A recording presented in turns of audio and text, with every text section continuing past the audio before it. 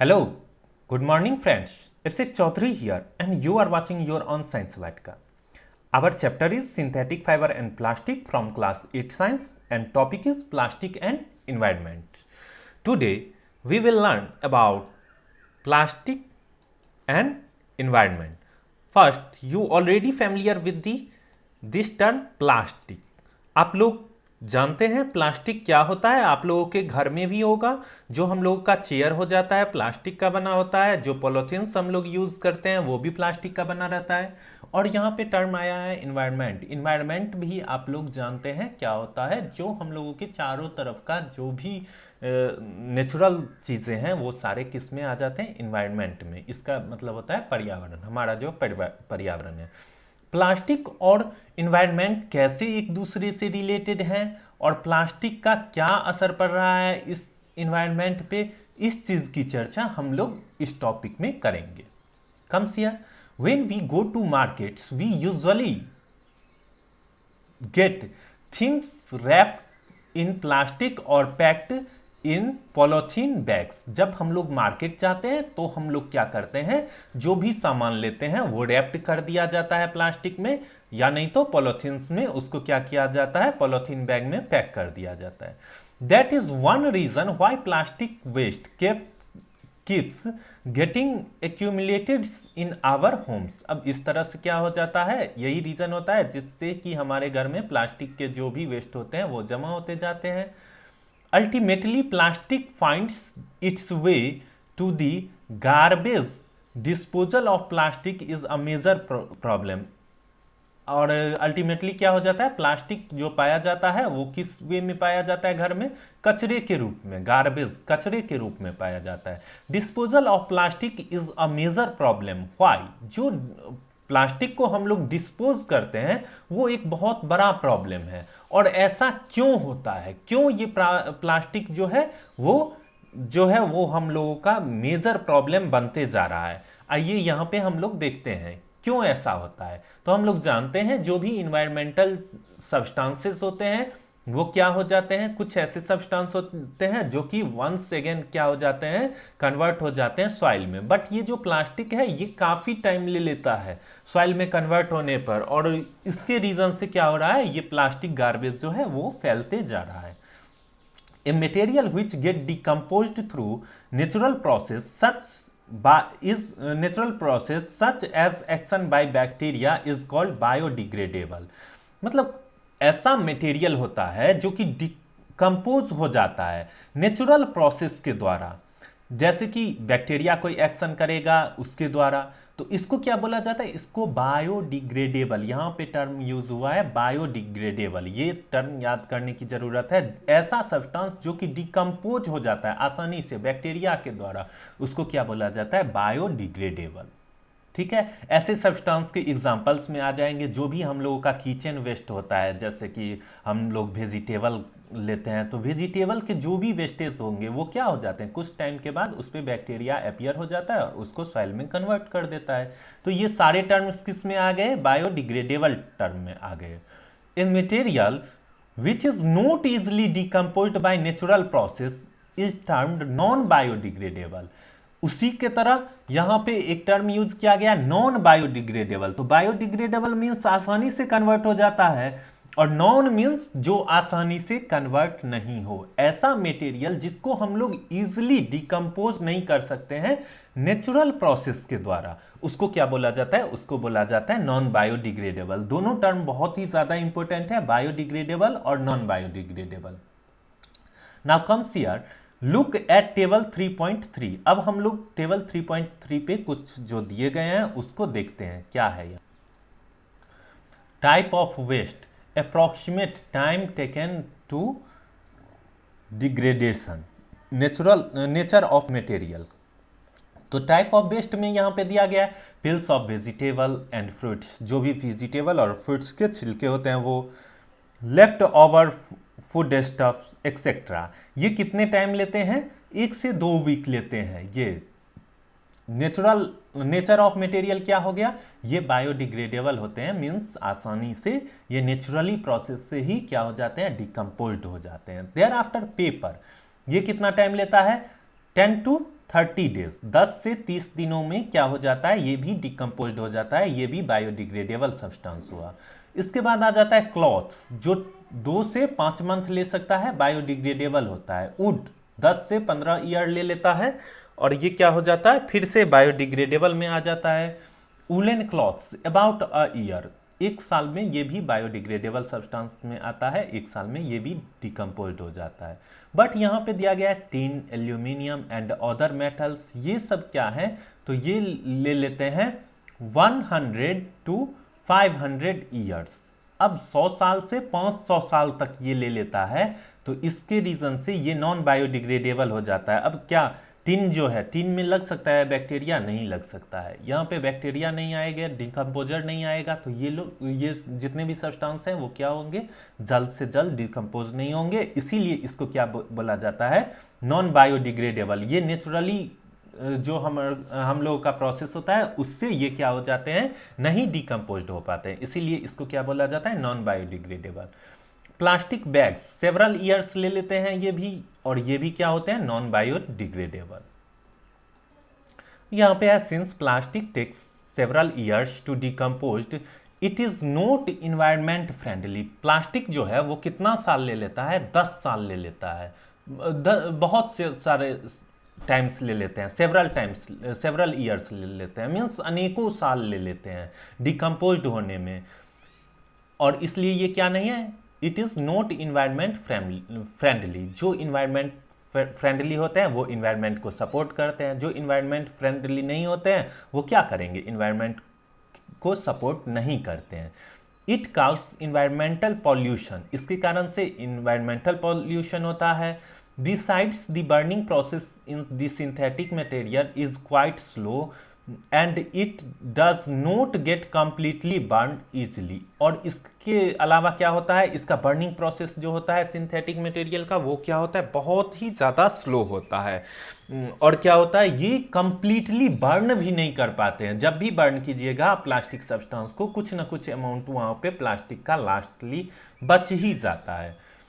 In the process, it release lots of poisonous fumes into the atmosphere, causing air pollution। इस process में क्या होता है, ये रिलीज करता है बहुत सारे पॉइजनस फ्यूम्स को, कहाँ पे, एटमॉस्फेयर में, जो कि कारण बनता है किस चीज़ का, एयर पॉल्यूशन का। How can this problem B solved, ऐसे प्रॉब्लम को कैसे सॉल्व किया जाएगा। Now comes here some terms given. Have you ever seen a garbage dump where animals are eating garbage? In the process of eating the food wastes, they shallow materials in polythene bags and wrappers of foods. Can you imagine the consequence? The plastic materials chokes the respiratory systems of these animals। जो भी animals जाते हैं garbage के जगह पे, वहाँ पे जाके गार्बेज को खाने लगते हैं। वहाँ पे हम लोग क्या करते हैं, कभी कभी बाय मिस्टेक वहाँ पे प्लास्टिक का कोई भी थैला छूट जाता है, तो वो क्या हो जाता है, तो एनिमल्स जो फूड टेक करते हैं वो फूड के साथ प्लास्टिक भी उनके अंदर चला जाता है, जो कि उनके रेस्पिरेटरी सिस्टम को क्या करेगा, ये डिस्टर्ब करेगा, प्रॉब्लम पहुँचाएगा। और forms a lining in their stomachs and can be the cause of their death। और इससे क्या हो जाएगा, उनके स्टोमक में लाइनिंग आ जाएगा, जिसके कारण कि कभी कभी इनका डेथ भी हो जाता है। The polybags carelessly thrown here and there are responsible for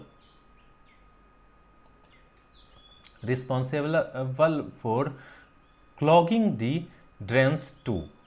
क्या हो जाता है, कभी कभी ड्रेन में भी हम लोगों का जो होता है, ये पॉली बैग्स केयरलेसली हम लोग थ्रो कर देते हैं या वहाँ फेंक देते हैं, तो क्या हो जाता है, बारिश के समय जब भी पानी आता है तो ये ड्रेन सिस्टम को भी क्या करता है, बंद कर देता है, ये उसको भी क्लोज कर देगा।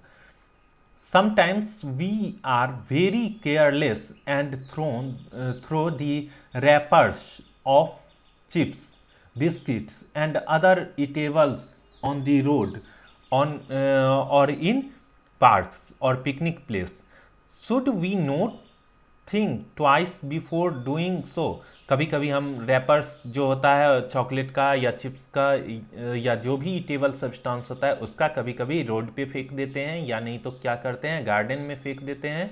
तो क्या हम लोग इसके बारे में कभी सोच नहीं सकते हैं as a possible responsible citizen, what measure do you suggest to keep public place clean and free of plastics? जो रिस्पॉन्सिबल सिटीजन रहता है वो वेरी केयरफुल रहता है अपने इन्वायरमेंट के प्रति, अपने जो चारों तरफ जहाँ पे भी बैठता है वो केयरफुल रहता है और कोई भी गार्बेज इधर उधर नहीं फेंकता है। वो क्या करता है, प्लेस को साफ रखता है और प्लास्टिक फ्री रखते हैं। Avoid the use of plastic as far as possible. Make use of bags made of cotton or jute. When you go for shopping, the biodegradable and non-biodegradable waste should be collected separately and disposed of separately. जब भी हम लोग इस तरह के bag बनाते हैं cotton का, जूट का, तो उसी को ले जाना चाहिए क्या करने के लिए, शॉपिंग के time. The biodegradable and non-biodegradable waste should be collected separately and disposed of separately. जो भी बायोडिग्रेडेबल सब्सटेंस है और नॉन बायोडिग्रेडेबल वेस्ट है उसको क्या करना चाहिए, कलेक्ट करना चाहिए, दोनों को अलग अलग डस्टबिन में, और फिर क्या करना चाहिए, डिकम्पोज भी उसको अलग अलग तरीके से करना चाहिए। Plastic this in your homes, can you suggest some other ways in which you can contribute towards reducing the use of plastic materials? क्या आप कुछ ऐसा वे दे सकते हैं जिससे कि हम लोग जो ये प्लास्टिक मटेरियल्स का यूज़ है इसको कम कर सकें। It is better to recycle plastic waste, सबसे अच्छा क्या होता है, इसको रिसाइकल करना। Most of the thermoplastics can be recycled. Make a list of items that can be recycled. अब यहाँ पे बहुत सारे जो थर्मोप्लास्टिक्स है उसको रिसाइकल्ड किया जाता है, और यहाँ पे कुछ जो है हम लोगों का वो आइटम्स रिसाइकल के बारे में जानना है। However during recycling certain colouring agents are added, कुछ जिस कलर का हमको उसको कलर करना रहता है उस कलर को उसमें ऐड कर देते हैं। This limits it's uses specially for storage of food. अब जो लिमिट्स है इसका वो स्पेशली यूज़ करते हैं हम लोग फूड के स्टोरेज में। As a responsible citizen remember the 5R principle. ये जो 5R प्रिंसिपल है वो क्या है ये देखते हैं। तो जो भी है रिस्पॉन्सिबल सिटीजन वो क्या करेंगे, 5R प्रिंसिपल को फॉलो करेंगे। पहला R4 हो गया रिड्यूस, दूसरा R4 हो गया रीयूज, तीसरा हो गया रिसाइकल, चौथा हो गया रिकवरी एंड रिफ्यूज। सबसे पहले तो रिड्यूस, कम यूज करेंगे, उसके बाद रीयूज, एक बार जैसे कि कोई कंटेनर में हम सामान लाए तो दोबारा के लिए दूसरा कंटेनर नहीं यूज करके चाहेंगे क्या, उसी कंटेनर को हम लोग यूज करें, मीन्स फिर से उसका यूज करें। इसके बाद रिसाइकल हो गया, जैसे कि कोई भी प्लास्टिक का ऑब्जेक्ट हम लोग एक बार यूज करते हैं, जैसे ही वे वेस्ट हो जाए तो न्यू प्लास्टिक से हम लोग प्लास्टिक नहीं बनाएंगे, क्या करेंगे उसी को किसी तरह डिकम्पोज करके फिर से दोबारा से उसी से न्यू सब्सटेंस तैयार करेंगे। इसके बाद है रिकवर, उसको रिकवर भी करेंगे। एंड रिफ्यूज, उसको ज़्यादा यूज़ हम लोग ध्यान रखेंगे, जो प्लास्टिक का कम से कम जितना हो सके उतना ही यूज़ करें। Develop habits which are environment friendly. अब कुछ हैबिट्स हैं जो कि हम लोगों को इन्वायरमेंट फ्रेंडली के लिए यूज़ करना चाहिए। Fibre wise, do not throw plastic bags in the water bodies और ऑन दी रोड। जो भी प्लास्टिक का बैग होगा उसको पानी में नहीं फेंकेंगे, उसको सड़क पे भी नहीं फेंकेंगे।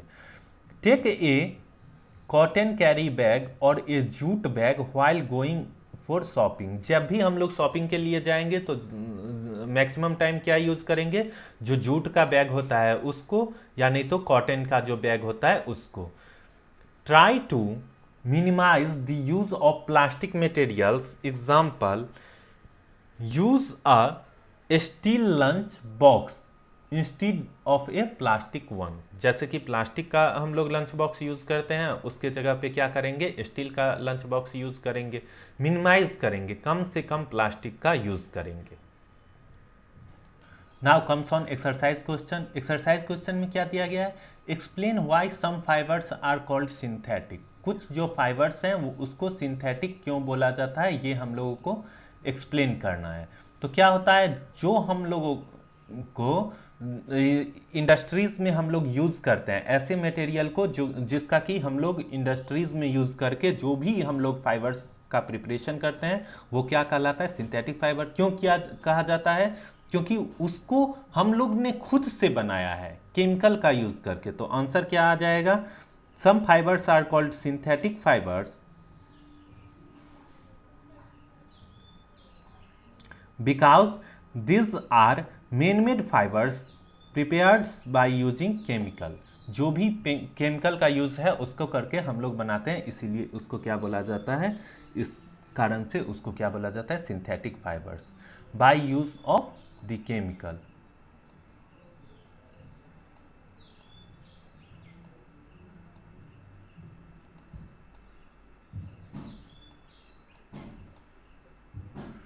by using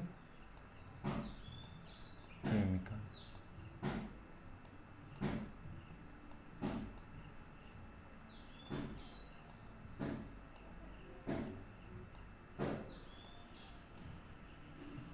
उसको केमिकल का यूज़ करके बनाते हैं, इसीलिए उसको क्या बोला जाता है, सिंथेटिक फाइबर्स बोला जाता है in industries. Now next question is rayon is different from synthetic fibres because. Rayon एक ऐसा होता है जो कि सिंथेटिक फाइबर्स से डिफरेंट होता है, ऐसा क्यों होता है। तो ऑप्शन में देखेंगे तो क्या होगा, तो रियॉन को जो है वो क्या हो जाता है, it is obtained from wood pulp. Rayon को हम लोग वुड पल्प से प्रिपेयर करते हैं, इसीलिए ये क्या हो जाता है, different form of synthetic fibres होता है।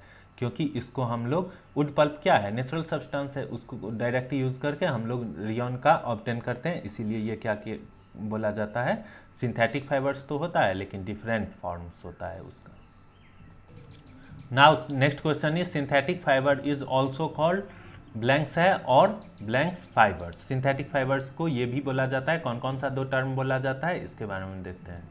Synthetic fibres are also called, artificial fibre इसको बोला जाता है और मैन मेड फाइबर भी इसको बोला जाता है। Now comes on next question, synthetic fibres are synthesised from raw material called petrochemical. इसको synthetic fibres are synthesised from raw material called petrochemical, उसको क्या बोला जाता है, पेट्रोकेमिकल बोला जाता है।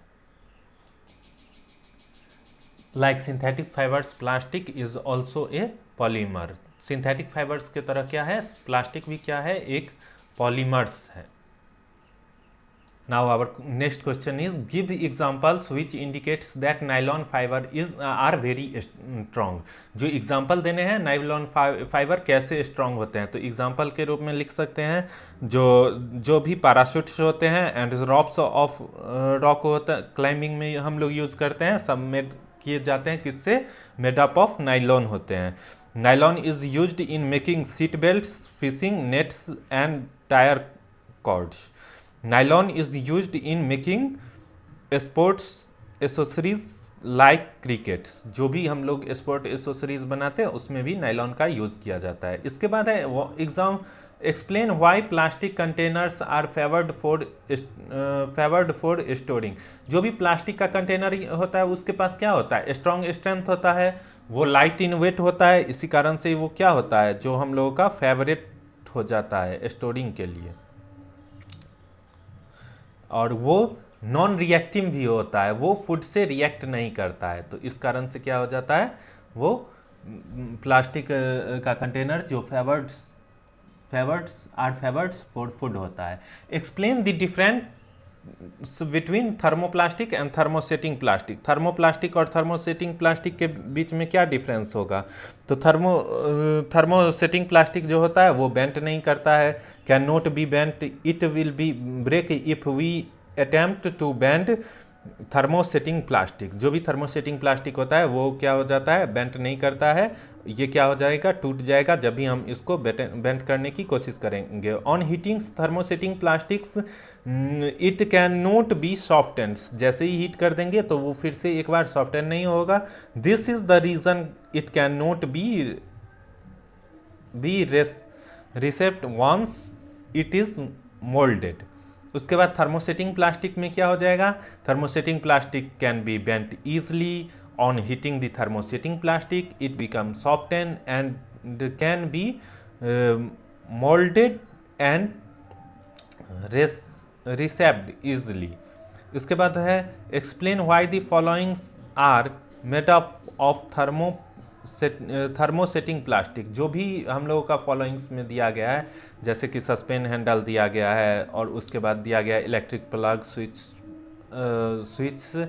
प्लग बोर्ड्स, ये सब क्यों थर्मोसेटिंग प्लास्टिक से बनाए जाते हैं। तो आंसर क्या हो जाएगा, thermosetting plastic is used to make saucepan handle because they are bad conductors of heat and also on heatings this plastic do not get softened। जैसे ही हीट हो जाता है तो भी ये सॉफ्टन नहीं हो जाता है, इसलिए इसको सस्पेन के हैंडल में हम लोग यूज़ करते हैं।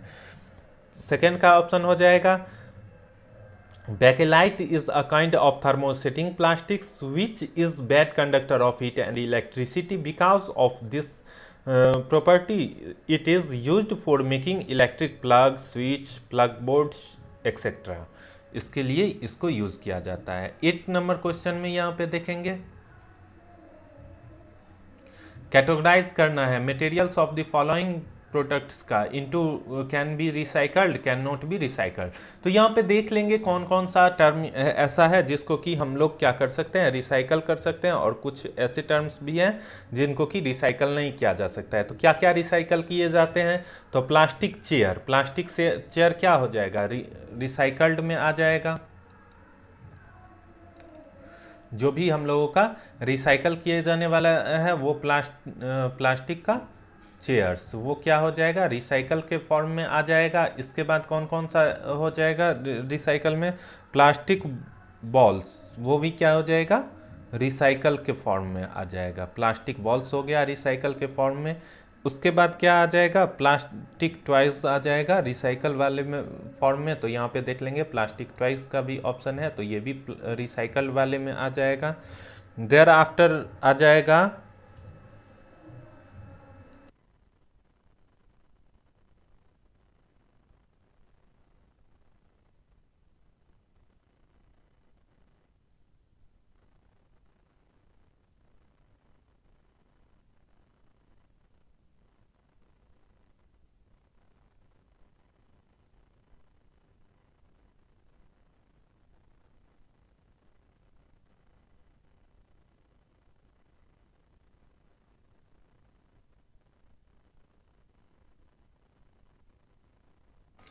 जो रिसाइकल किए जाएंगे उसमें कैरिंग बैग हो गया, पॉइंट बॉल पेन हो गया, प्लास्टिक टॉयज हो गया, फिर यहाँ पे देखेंगे प्लास्टिक कवरिंग वाइट्स हो गया। अब आते हैं ऐसा सब्सटेंस जिसको कि हम लोग रिसाइकल नहीं कर सकते हैं, उस सब्सटेंस के बारे में देखेंगे। आप लोग चार्ट बना लीजिएगा, can be recycle, can not B recycle. Can not B recycle में टेलीफोन इंस्ट्रूमेंट आ जाएगा। टेलीफोन इंस्ट्रूमेंट्स जो भी होता है उसको हम लोग क्या कर सकते हैं, उसको हम लोग रिसाइकल नहीं कर सकते हैं। तो हमारा टेलीफोन इंस्ट्रूमेंट्स हो गया, वो रिसाइकल नहीं किया जाएगा। इसके बाद क्या है, तो कुकर का हैंडल्स, कुकर का हैंडल भी रिसाइकल नहीं किया जाएगा क्योंकि ये सब थर्मोसेटिंग प्लास्टिक से बनाया जाता है। इसके बाद क्या आता है, तो इलेक्ट्रिकल स्विच, ये इलेक्ट्रिकल स्विच जो है वो भी रिसाइकल नहीं किया जाता है। तो 3 ठो ऐसे हैं जिसको कि कैन नॉट बी रिसाइकल, इस सब को रिसाइकल नहीं किया जाएगा, तो इस सब को रिसाइकल नहीं करेंगे। और जो बाकी जो भी है उनको क्या कर सकते हैं, हम लोग रिसाइकल कर सकते हैं। आइए अब नेक्स्ट क्वेश्चन पे देखते हैं। Rana wants to buy shirts of summers, should he buy cotton shirts और shirts made from synthetic materials, advice Rana gives your reason. अब कब वो शर्ट खरीद रही है, वो समर के सीजन में खरीद रही है शर्ट को। तो समर के सीजन में हम लोग जनरली जो यूज़ करते हैं वो कौन सा शर्ट का यूज़ करेंगे हम लोग? कॉटन शर्ट का यूज़। तो क्या उसको करना चाहिए कॉटन मटेरियल्स का? तो हाँ, उसको करना चाहिए। क्यों करना चाहिए ऐसा है, जो गिव योर रीज़न, जो उसको राना को क्यों ऐसा एडवाइस करना चाहिए जो वो कॉटन शर्ट ही ले। तो क्या होता है, जो भी हम लोगों का समर का सीज़न होता है उसमें स्वीट्स जो हैं वो ज़्यादा आते हैं बॉडी से, तो स्वेट को एब्जॉर्व कर लेता है। कॉटन शर्ट जो होता है वो स्वेट को एब्जॉर्व कर लेता है और वो कंफर्टेबल होता है। इसके लिए क्या करना चाहिए? तो राना को बाय करना चाहिए cotton shirt in summer season. Now next question. अब यहाँ पे नेक्स्ट क्वेश्चन में है, give example to show that plastic are non corrosive in nature. तो एग्जाम्पल दे सकते हैं, क्या दे सकते हैं? जो भी फूड कंटेनर होता है वो किससे बना होता है? प्लास्टिक से बना होता है। तो फूड कंटेनर क्यों बना रहता है प्लास्टिक से? जो फूड है वो रिएक्ट नहीं कर सके प्लास्टिक से, इसीलिए फूड कंटेनर जो है वो प्लास्टिक का बना होता है। वो नॉन कॉरोसिव इन नेचर होता है। बहुत सारे केमिकल्स का भी जो भी हम लोग यूज़ करते हैं उसको पैकिंग किया जाता है प्लास्टिक कंटेनर में। क्यों किया जाता है? क्योंकि वो chemical plastic non corrosive in nature होता है, इसीलिए वो उससे रिएक्ट नहीं कर सकते हैं। Should the handle of Bristol of toothbrush be made of same materials? Explain your answer. जो भी हम लोगों का टूथब्रश होता है उसका हैंडल और उसका जो ब्रेसल होता है जिससे कि दांत साफ करते हैं, वो दोनों सेम मटेरियल का बनाना होना चाहिए? नहीं, ऐसा नहीं होना चाहिए बना हुआ। क्यों नहीं होना चाहिए? तो जो हम लोग का ब्रश होता है उसका जो ब्रेसल्स होता है वो फ्लेक्सिबल होना चाहिए और सॉफ्ट होना चाहिए, जिससे कि वो कोने कोने तक जाके सारे दाग धब्बों को क्या करे, साफ कर सके। तो यहाँ पे उसके अकॉर्डिंग आंसर आ जाएगा, avoid plastic as far as possible, comment on this advice. अब प्लास्टिक को अवॉइड करना चाहिए जितना पॉसिबल हो सकता है। क्यों ऐसा करना चाहिए आप लोग पहले ही समझ चुके हैं, जो हम लोगों को क्यों प्लास्टिक को अवॉइड करना चाहिए। ये इन्वायरमेंटल फ्रेंडली नहीं होता है, इसके ऊपर लिखना है। Now comes on question number 13, match the common terms of column A correctly with the phrase given in column B. अब पॉलिस्टर क्या होता है? तो हम लोगों को पता है, fabrics do not wrinkle easily. जो भी पॉलिस्टर होता है वो ऐसा फैब्रिक होता है जो कि रिंकल नहीं होता है ईजली। तो हम लोगों का आंसर हो जाएगा, यहाँ से देख लेंगे, जो फर्स्ट का ए का जो आंसर है वो क्या आ जाएगा, ए का D, fabrics do not wrinkle easily. इसके बाद सेकेंड क्वेश्चन में है हम लोगों का टेफ्लॉन। टेफ्लॉन क्या होता है? तो used for made non stick cookwares. जो भी कुकवेयर्स होता है उसके लिए। तो ऑप्शन में क्या कौन सा आ जाएगा? सेकेंड का आ जाएगा सी। इसके बाद थर्ड में है रियॉन। रियॉन का क्या हो जाएगा? Prepared by using would pulps. Rayon जो है वो क्या होता है? प्रिपेयर्ड किया जाता है यूज करके वुड पल्प को। इसके बाद है नाइलॉन। नाइलॉन का क्या हो जाएगा? जो बच गया rest, nylon used for making parachutes and stocking.